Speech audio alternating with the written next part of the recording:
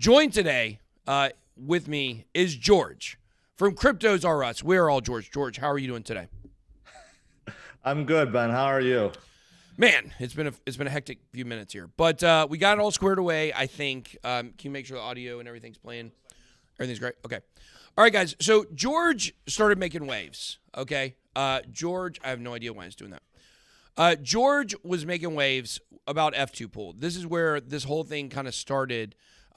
To where you discovered some interesting stuff in the mining data that really depicted the picture of why Bitcoin had started dumping. And so we're going to talk about a lot of stuff tonight. We're going to talk about Bitcoin, and we're going to talk about where it's going.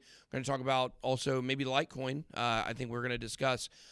But I wanted to start there and just give you a chance to explain how you kind of came up with that, and what are your overall thoughts on it? Yeah. I think those of us that's been in the game for a while, we knew there's some kind of manipulation going on. There's random spikes up and downs, and there's random sell-offs, but we could never really pinpoint it, right? We just kind of assumed that it's whale activity. This is what they do. And it wasn't until, I actually subscribed to CryptoQuant, and I'm like, there has to be more than this, right? Just guessing what's going on. And the data was right in front of us. It's just that no one paid attention to it. I mean, when you have one mining pool that is outflowing tens of thousands of Bitcoins, it's going to have some effect on the market, right? So yeah, I mean, just started putting one and one together, and it was pretty obvious that every time there's a spike in outflow, that Bitcoin dips. So yeah. Yeah, and it was kind of interesting. I felt like when this thing first kind of blew up and we started talking about it, that we kind of saw them stop doing it temporarily. Right. But then as soon as the price went back up, they started doing it again. Did you see any of that also with Ethereum? Or because what's really interesting to me is you can't dig in the mining data with Ethereum like you can with Bitcoin. Yeah. Yeah, I've heard that. I've heard people talking about how you've been mentioning that, Ethereum seems to be a little bit weaker. There was an article about how futures kind of suppressed Ethereum possibly, but I haven't found any data. At least CryptoQuant doesn't have it. And, speaking about CryptoQuant, they've been coming to rescue. They've been doing a lot of damage control for F2 pool. So I don't know what happened there. And they first powerful people. And here's what I think. Not to cut you off there, George, but what people don't realize is it's not like F2 Pool is one giant entity and they have one address and they're dumping all this Bitcoin. There's most likely a very small number of whales that are colluding together to sell these. Who knows? Maybe to some of these big corporations that are buying Bitcoin over the counter. But it seems like there's a small group probably that's doing this. It's not like, literally F2. And here's where it gets really juicy is we don't know who these are. These could be people in the public eye. I mean, these could be big accounts on Twitter. I've heard some rumors of some people that could be involved in it, but I don't have strong enough data to actually name names at this point. Wish I did. Yeah, it's probably not good to name names at this point. But I agree with you. F2 Pool is a pool, right? So they have a lot of clients. And some of those clients been buying and mining Bitcoin for a long time. But the strange thing is the outflows is only coming from that one pool, because you look at all the other pools and it doesn't happen. So, why, we don't know. But yeah, I mean, there's definitely something going on now. Like you said, things have been coming down ever since, like, I would say the weekend to now, like, things have really died down dramatically. So I don't know if the reporting has just changed or that they're just out of Bitcoin, or they there's some kind of other agenda going on, right? So that's the thing. I mean, but I think I told you, and I've been telling my audience, is that whatever's going on, I don't want newcomers to feel like, okay, Bitcoin's going to be manipulated forever. It's always go stall and it's never going to go up. That's not the case. This is just a distraction. It's them, whoever it is behind, that's doing this. It's them versus the world, and the world is adopting and embracing Bitcoin. So this is just a small little distraction right now, and we're gonna get through it. And we have. I mean, we broke above 51,000, right? So yeah. So yeah, let's Let's move on. Right now, the price of Bitcoin is going down. You know, is it a coincidence that we're doing the stream together? The two most hated people by F2 Pool, and Yes. right now the price is going down. I don't know. Is it a conspiracy, George? I don't think it's conspiracy. Yeah. I think at this point it's too much a coincidence to happen. Like literally, more so after you start streaming. Yeah. When you start, the things come down a little bit and then they quickly recover. I don't know. It doesn't seem like it's a coincidence anymore. I mean, well, I certainly know we did uncover that it wasn't just them. There was actually a trading group that was literally one specific guy who supposedly has thousands of Bitcoin that was literally counter trading me. But we cooked their goose pretty good. I had a big short on in the background and freaking pounded them. So it is what it is, you know. And I didn't want to do it, but they leave me no choice. But let's talk a little bit about Bitcoin right now. And where do you see it? Because, you know, you dug into a lot of data. You talk about a lot of, you know, interesting fundamental news on your channel surrounding Bitcoin and other altcoins. But when it comes to Bitcoin, what are you seeing kind of in the short term and then in the long term? Well, it's interesting because short term, I'm very, very, very bullish on Bitcoin because if you just go back a few months, I think a lot of people don't remember that we were stuck under 20,000 for quite some time. And it just seemed like it was impossible barrier to break. After Bitcoin broke it, we started shooting up, literally doubling every single month. And that started in January when we went from 20 to 40,000. Yep.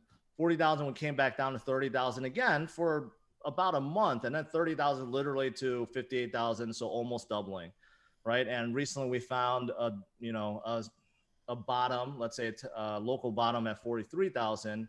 So I'm anticipating once we start making this big move up again, we could end up 80 and 90,000 and we could repeat where we come down a little bit, maybe come back down to 60,000, 65,000 and continue on. So short term, I think I'm very bullish. I think Bitcoins will go very, very far, very fast. Long term, here's the thing. I've heard that you've said that you think that the bull cycle will end this year, and I'm in disagreement. Oh, shots fired! Wow. Okay, you're in disagreement. Okay, let's chop that out because I've got very strong beliefs on it. So, okay, so why don't you start? Well, why do you think the bull cycle's going? Yeah. So obviously we've only had 3 full cycles, and the first one, some people don't even necessarily count it because there wasn't a halving event; it was a creation leading into it. We are now on the 4th cycle. Right. So far, even though the first one wasn't technically a full cycle, it still behaved similarly to the previous 2 to now. So all 3 cycles had very similar characteristics. And I think that is driven by the supply shock of the mining. The halving event is driving that. Until Bitcoin like completely reaches some kind of equilibrium, I believe we're still going to see that. I like to say it like this. The supply and demand economics of Bitcoin are built into it. And the halving is just like the price rise we get after that is a manifestation of that supply and demand economics built into Bitcoin. So I just don't think we're going to see something different. And I'll tell you this. One of my very favorite things to do is to go to Google. I hate going to Google, but this is one thing I do like doing at Google.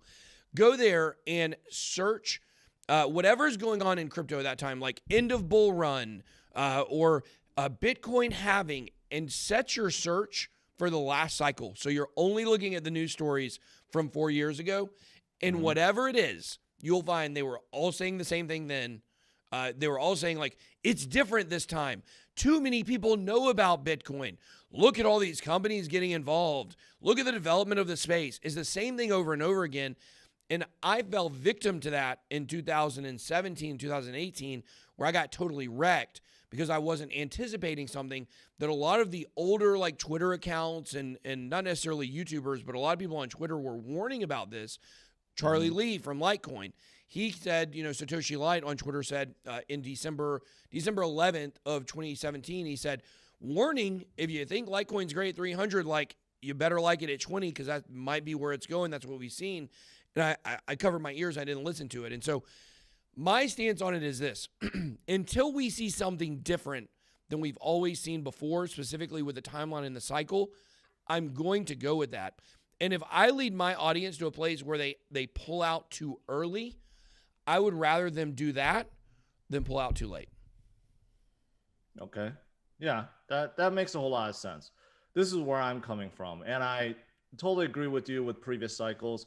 In fact, myself, I got in the cycle before 2013 when Bitcoin first hit 1200. I got in a little bit later after it popped. In fact, I started Litecoin mining in 2014. At that point, it was $40. It dropped to about $8. I got out. I got scared out. And then I re-entered in 2017, like most people, beginning of the year. Here's the thing, though. None of those previous cycles, and I agree with you, they're all driven by the halving event. There is definitely an effect to that, but none of those cycles had institutional interest that this cycle has. You never heard Goldman now promoting Bitcoin, saying that it's the best performing asset, that it's destroying everything. You never heard JP Morgan telling their clients that gold will suffer in the near future or future because Bitcoin is eating away from people that traditionally hold gold and buy gold. And of course, we didn't have Michael Saylor, him going 100% bullish on Bitcoin. And of course, we didn't have Tesla buying Bitcoin, Square buying Bitcoin, PayPal now offering services, right? So institutional adoption, I think, is huge. Mass Mutual is another one that comes to mind. Guggenheim is another one that comes to mind. So these guys, as much as they're hated because they're part of the Wall Street, but they have some of the strongest hands on earth. Yeah. When they buy something, they don't literally say, okay, I'm going to buy it end of this year, I'm going to sell it. I mean, they're buying Bitcoin basically to replace gold. So, and they've been holding gold for decades. And even though the last 11 years didn't move, they still held on to it. So I just don't see these guys selling out at the end of the year. Now, I do think that there's probably going to be some kind of correction. If we do hit $400, $500, $600,000 end of this year, Bitcoin surpasses gold in market cap, there could be a 10, 20, 30% dip, but I personally don't think there's going to be a 85% dip like the last cycle. So that's where I'm coming from. But I do think that even if we come down 30%, 40%, let's say, we restart the cycle again. And, there's a halving event in 2024, right? So it's going to start coming back up again. So, yeah. Well, I would say for Bitcoin to get to $1 million, which, I mean, what's so funny is we've skipped over 100,000, right? Like if you go back 4 years ago to when, everybody in crypto, like it was like, could Bitcoin ever get to $100,000? And it seems so unbelievable. Even in the bear market, I was making videos saying Bitcoin would go to $100,000 in the cycle. Mm-hmm. And people are like, oh, this moon boy, this will never happen. 6-figure Bitcoin, we'll be lucky for it to hit $50,000 or whatever one day. And we see where we're at now. And so kind of the next number people are looking at is $1 million. And I think probably for us to get to $1 million, I would think we've got to see a full cycle this time and then a full cycle next time. But I do think you make some interesting points. And I want to get, your guess for where you think Bitcoin will be at the end of this cycle. So let's not forget to do that. But you make great points about what I call the Bitcoin super cycle. That is where we don't get the massive correction we've gotten before. You make great points about the corporate buying. MicroStrategy, I've actually got Michael Saylor on coming next weekend, or on Saturday and Sunday. We'll have interviews with him. But the thing is, that's only a certain percentage of the supply that's being bought up by the institutional people. And I would like to work some numbers on that and see actually if we add up all the supply of MicroStrategy and Square and Grayscale, what equivalency that is, if you combine all those, would be some interesting research.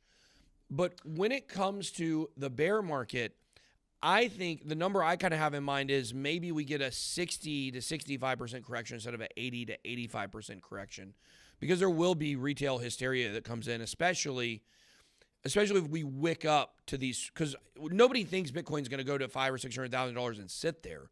Like that's going to be in a parabolic move. It's going to get up there and probably wick down. Where are you looking for Bitcoin to go in this scenario for this cycle? For the end of the year, let's just say the end of the year, because you don't think there will be necessarily an end to the cycle.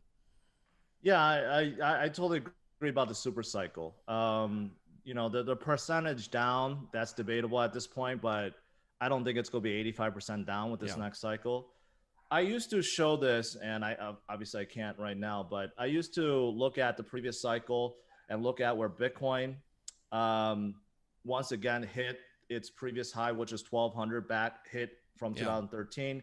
So it hit it in 2017. And then basically Bitcoin went from $1,200 to almost 20,000, right? It was that percentage. You apply it to basically at 20,000 and you go up, that puts Bitcoin around $300,000, $400,000. Yeah. So that's what I was looking at. And even if you dropped 85% from that number, you're still looking at between $40,000 to $50,000, which is close to where we are now. So even if that did literally happen, we would still end up being right around here. But honestly, that's just, that Mark Twain had this saying, like, history doesn't repeat, but tends to rhyme. So I do think our cycle right now is rhyming very, very closely to the last cycle. The dollar amount is much higher, but now you have these big boys that's pouring in billions that didn't happen before. So if you look at the overall liquidity of the world, it's like hundreds of trillions of dollars. Just a few percentages of that going into Bitcoin is going to make a big difference, where before it was all driven by retail. And there's actually data that shows that right now what's happening with Bitcoin has nothing to do with retail. It's all driven by institutional investors, and that altcoins are going up because of retail, because most newcomers in this space, they look at Bitcoin, they're like, oh, it's at $50,000. It's not gonna go up that much, or I can't afford one Bitcoin, so I should get something smaller. So that's why I think the data shows what's going on right now is definitely different than the previous cycles. Yeah, I really like the number, the $300,000 to $400,000 number, based on the previous all-time high and how much Bitcoin surpassed it in 2017. That's a number I've looked at a lot. It's 17.8x its previous all-time high. Puts Bitcoin about $360,000 approximately for this cycle. My number is like 323 or 322. I can't even remember right now. It's one of those. Somewhere in the 320s is what I'm looking at. I think we will go a little above the stock to flow. But it definitely, a scenario exists where we do go to 400. 500K like seems a little outlandish, but I think going over 400 could definitely be possible. Let's talk about altcoins, because a lot of people right now, they're very interested, like you said, in getting those gains. No one I know asked me about Bitcoin. You know what they asked me about? They asked me about Ethereum. They asked me about Cardano.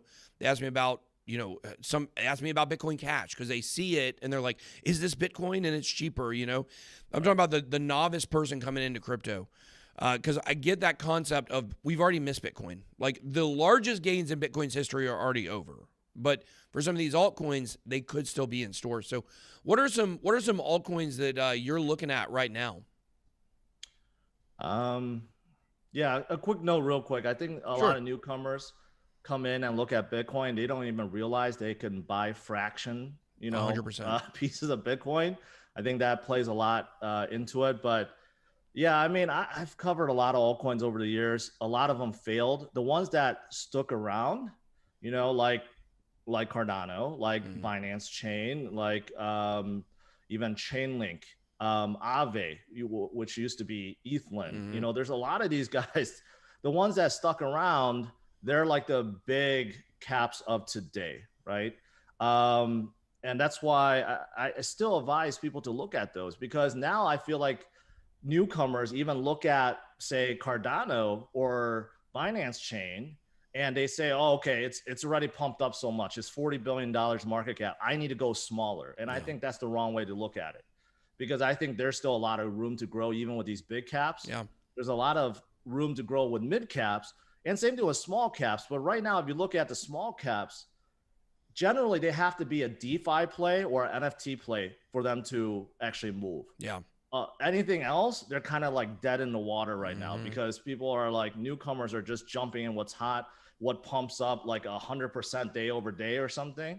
That's the problem, right? So I think that can lead to bad things. That's why some people feel like NFTs is like ICOs of 2017. There's a lot of hype around it. There's a lot of people jumping in just to make a quick buck. But I do think I've opened my mind, because I used to be more like a Bitcoin maximalist, where I think everything just basically diverts your attention away from Bitcoin, and it causes you to lose more Bitcoin. But, I came to the conclusion, you look at what's going on with Bitcoin right now, how it's disrupting the whole world and basically going to disrupt gold forever. Yeah. What comes after that? It can't be that this. just Bitcoin dominates and that's it, and nothing else from blockchain dominates, right? So DeFi is so early, decentralized finance so early, and same thing with NFTs. It might be a fad right now, but I don't think it's gonna go away. There's so many musicians, artists, creators. They're all looking into it. So I think right now is you want to look at some of these promising ones, and if they do survive, just like the altcoins survived from 2017, they're going to be the big powerhouses of the future, right? So that's how I look at it. Well, I've been a big proponent of saying the market's going to fix itself. Like the NFT market, everybody's so worried about the NFT market. Like, oh gosh, what happens if, LeBron James put out an NFT and he puts too much and it's not rare enough and the people buy it and they lose money because it never gets a value. Welcome to the world of collectible trading. Like, that's how the entire collectibles market works. I actually used to sell football helmets, sign football helmets for a long time. For about a year and a half. It's not a super long time. But we did it on Facebook, and we had a lot of success with it. And it was very interesting watching the memorabilia market because, what something's worth today, it won't be worth tomorrow. And we kind of had a little bubble in the football helmet industry that happened. And you know what happened? The market fixed itself. Yes, people lose money in that, but if you wait around and it comes back, you can get your money back.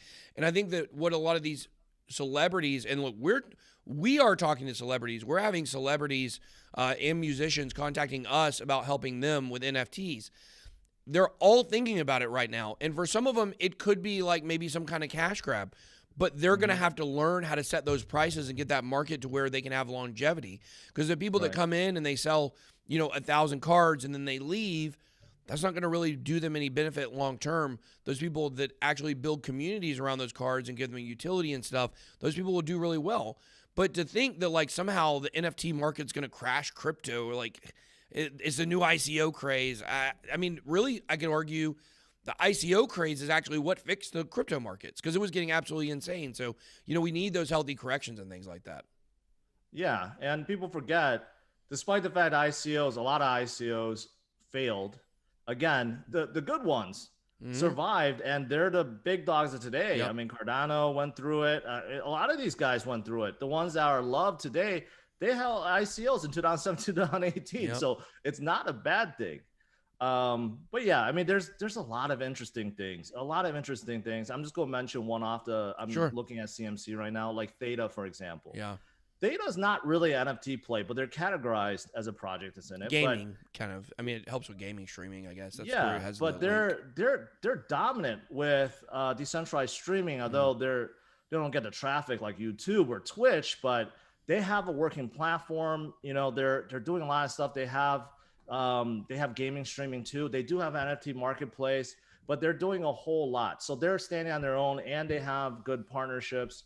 So I mean, that's a clear example of a company that survived, that's doing really well. They're categorized, there's someone in there, but that's not really what they're about.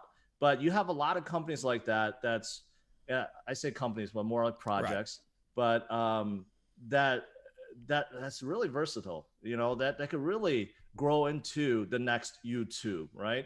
As much as we complain about YouTube, it's a streaming platform everyone's on. Yeah. Right. But you need to have platforms to grow and develop, and eventually they could become the next YouTube. Yeah. Right. So that's a clear example, a project I really like.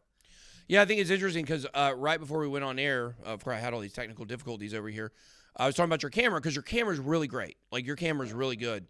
And you had mentioned to me, but by the time it gets streamed, the quality gets downgraded. That's the whole problem that Theta is trying to solve. They're trying to make enough bandwidth for anyone to be able to stream decentralized by using nodes around the world to use computer processing power to be able to make your streams clearer. Because we're going to run into a problem where, and we're seeing it right now on our channel, and I'm sure you see it on your channel because you have a really good stream as well. And everybody, make sure if you're watching this, go subscribe to George. CryptosRUs on YouTube. We should have the link down in the description. Definitely go subscribe to his channel. But the thing is that you stream.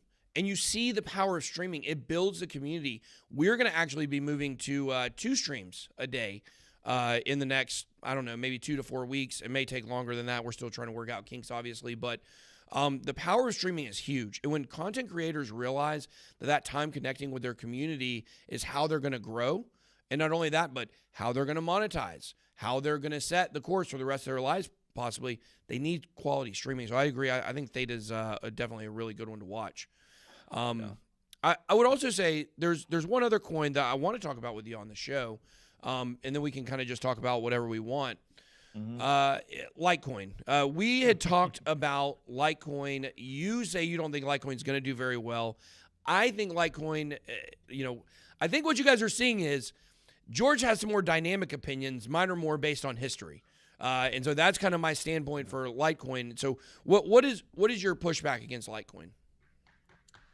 I don't know how nice I should be about Litecoin. Don't go light on them.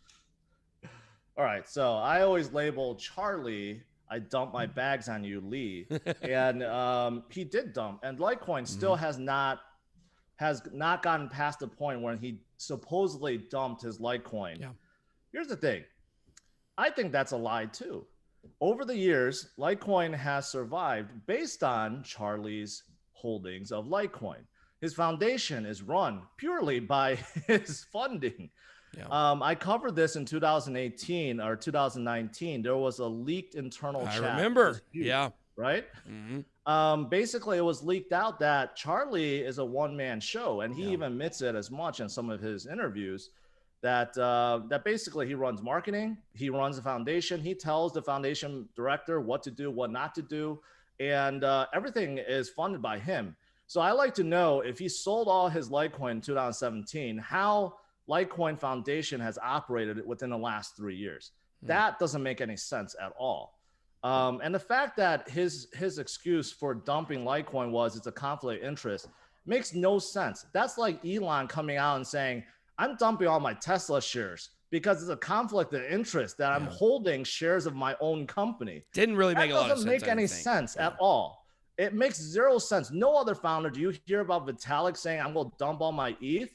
I mean, it doesn't make any sense.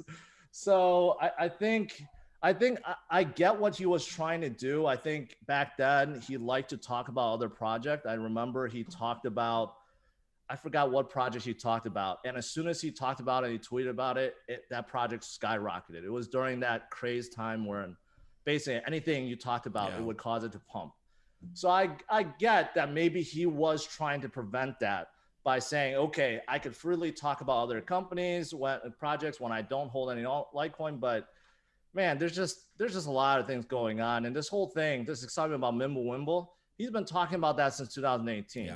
And even in his early interviews, he said that the reason why it took so long and why he was dragging his feet is because he was afraid of regulations, that governments would crack down on privacy coins, that it would make it hard for Litecoin to survive on the exchanges. And you're seeing that where like Zcash and Dash and Monero, they're being delisted right now. Yeah. So he already mentioned that years ago, and people don't understand why it's taking so long for Mimblewimble to get activated when it could have been done 3 years ago. This is the true reason why, but of course he's not sharing that.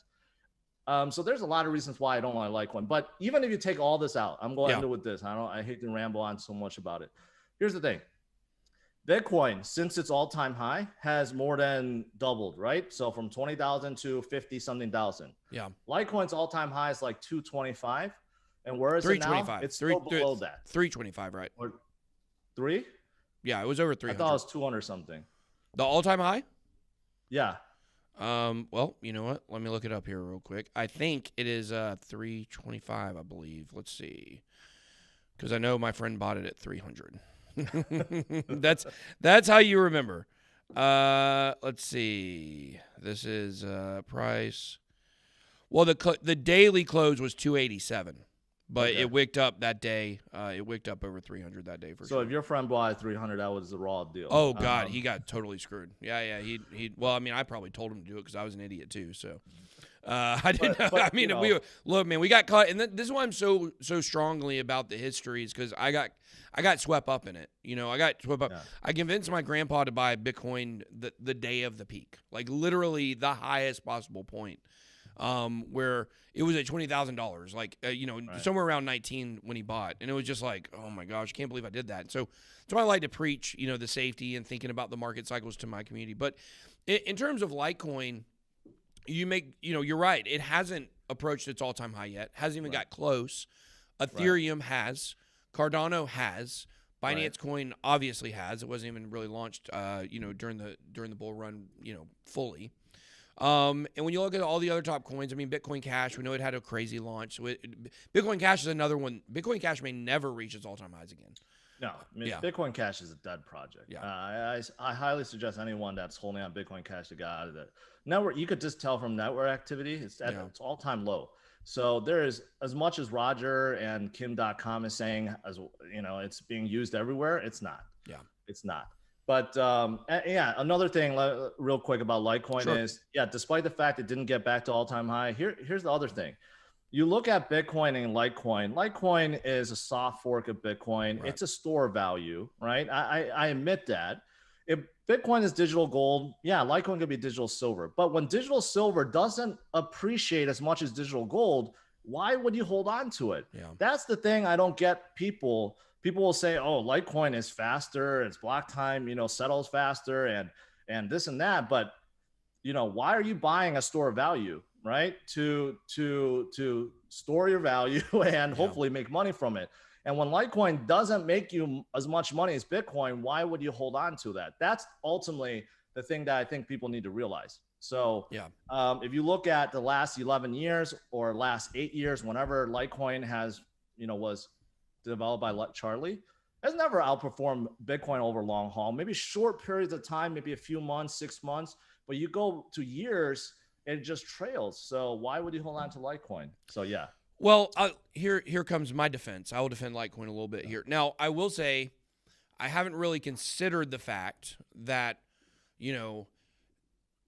if Charlie Lee is funding the entire thing, then is it throughout the history of Litecoin that really he was keeping the price pumped? Like that is a thing to think about, in your scenario. I'm going to leave that to the side because I don't know that. And I'm just going to say that, yes, Litecoin may not have, extremely outperformed Bitcoin, but Litecoin over its history has outperformed basically every other altcoin with consistency. Outside of course, when Ethereum debuted in 2015, of course, it shot straight to the top. But Litecoin has been in the top 10 pretty much its entire history. And so to think that now that's going to change, it just takes a little bit of a leap in my opinion. And so, if we're not talking about price manipulation going on behind the scenes to keep it up there, which is the money gets bigger, there won't be enough money in the world to keep it up there. I'm still looking for it to pump, and I'm looking at the fact it hasn't hit its all-time high as an opportunity. I'm looking at that as an opportunity that it still will have that in there, and it will still have, the gumption to get back up, to, I don't know, $700, $800, maybe $900, maybe $1,000 eventually. I think we will see that. And I think, Bitcoin, I think the silver narrative is a strong one. I agree with you. Like, I don't understand why anybody invests in silver. I don't get it. Right. But, the narrative that it is the silver is pretty strong. And I think some people will continue to buy into that. But yeah, I know the Mimblewimble thing I think is a bit overblown. I don't think they really want Mimblewimble fully on there. I don't think so either. Because now they open themselves up to be a privacy coin. Right. I mean, as much as I get some people that they want their privacy, right? A part of crypto is being anonymous. Right. But the fact that if you're going to be buying stuff on an exchange, the regulators hate that, especially the IRS. They want to tax you on your gains. So they do, for sure. All these ones that have privacy features, they're going to be delisted one after another after another. Yep. So if you want to hide your transactions, great. Go with Monero, go with Dash, go with Litecoin if it has Mimblewimble enabled. But if you want to make money, stay outside of privacy coins, in my opinion. Well, I think I pushed that for a while, but I think what we also see is that, kind of like happens if there's a school shooting. There's a school shooting, and then all of a sudden there's all this, political talk about banning guns, and then what happens? The price of ammo goes way up. The price of, guns get harder to find. And I think you see that with almost anything that gets banned, so to speak, is when something gets banned, there's a premium on it. So there could be a sweet spot. Like there could be a sweet spot as this starts, unraveling to where you could have, possible big gains, but it's a risky play. We definitely own, and by we, I mean me and Bitboy Crypto is an entity. We own Horizon, Zcash, and those maybe, and we own Dash, but Dash technically isn't a privacy coin anymore.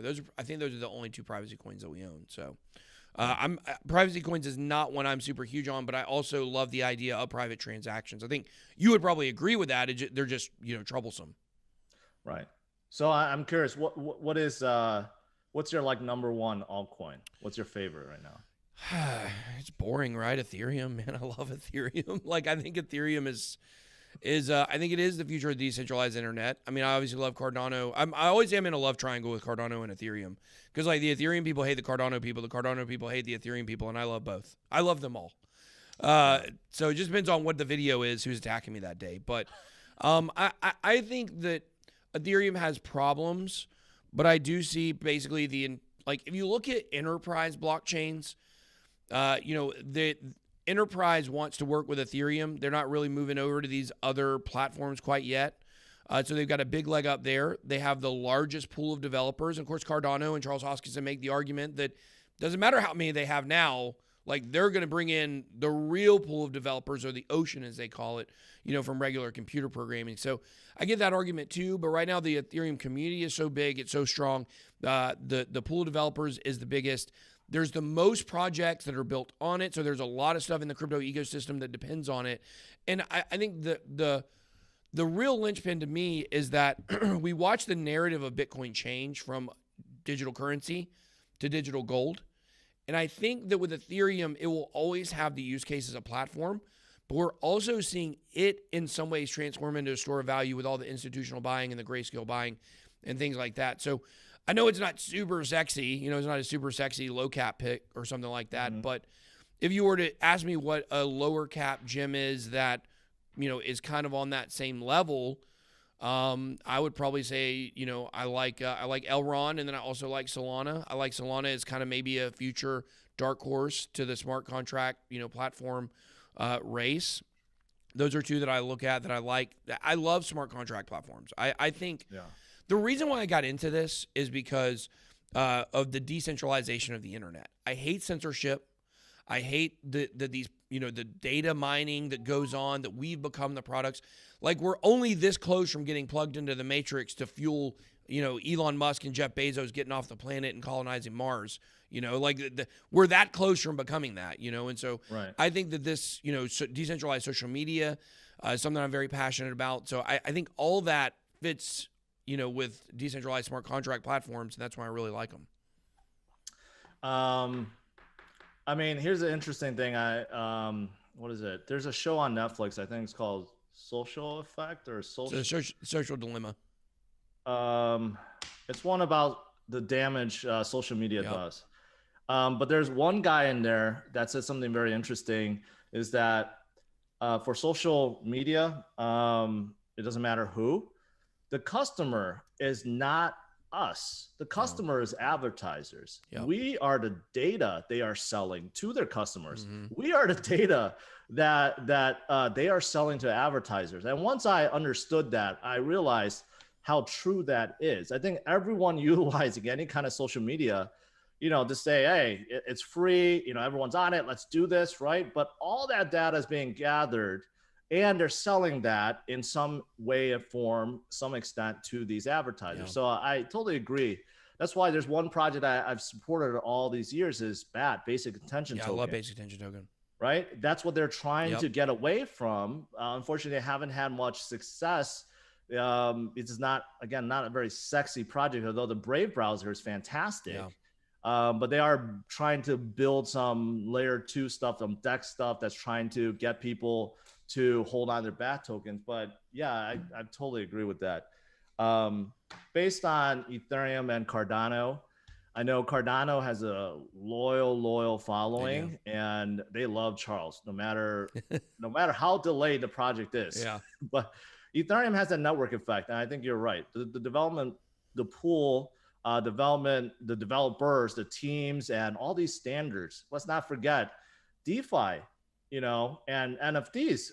Majority of the projects came from Ethereum, and they're utilizing these new ERC standards. Here's a gem in case you don't know about this project that I picked up. Luxo. Luxo is developed by a guy, an early developer at Ethereum. He's trying to create a new standard called ERC 725. But it's basically going to revolutionize things like user accounts and what you could do with user accounts, tie multiple tokens to a user account. He talks about the evolution of NFTs, which could be huge. So Luxo is it's a small cap gem, I think, because that guy seems like he's really brilliant. Yeah. Not a co-founder of Ethereum, but definitely one of the early developers, and he's still very active. So in case you don't know about that project. That's one, I know I looked at that maybe back over the summer when DeFi stuff was getting real hot. I think we took a look at that one. But you know how it is, George. When you've been in here looking at as many projects we have, like you look back at a video you made like 6 or 8 months ago, you're like, what was that project? Like I remember talking about it, but it gets a little cloudy sometimes. So I'll have to maybe take a fresh look at that one for the audience. Now, last thing I just kind of wanted to discuss is when it comes to NFTs. What are some projects you're looking at that you think have a big, positive side that people may want to take a look at? I think the NFTs is we're all looking at the cards and the collectibles, but are there any projects that you feel strongly that people can make money off of? Not financial advice, of course, but in the crypto space. Yeah, I mean, unfortunately, a lot of them have already blown up, so it might stir some people away. But for example, Flow is one that I've covered recently. Flow is created by Dapper Labs, who was created by the guys behind CryptoKitties. So they basically were the first people that figured out that NFTs could be hot. Flow also powers NBA Top Shots, which is enormously big right now. It's hot. Everyone's trying to get Top Shots. They have congestion problems, but they're the guys behind that. So Flow is huge. Unfortunately, they're not very accessible. You can't really purchase it in the US. It's very difficult. And they're even proud of the fact that they're not on Uniswap. They even say that right on their front page. So I think the founders realize they have a hot thing. They don't want to have it blow up like a pump and dump kind of coin. But I like Flow a lot. And also another one that has pumped up a lot recently is Chili's, which when someone asked me about it, I looked at it. I'm like, this company is going to be huge. So they're also in NFTs, but they basically create tokens for sports clubs.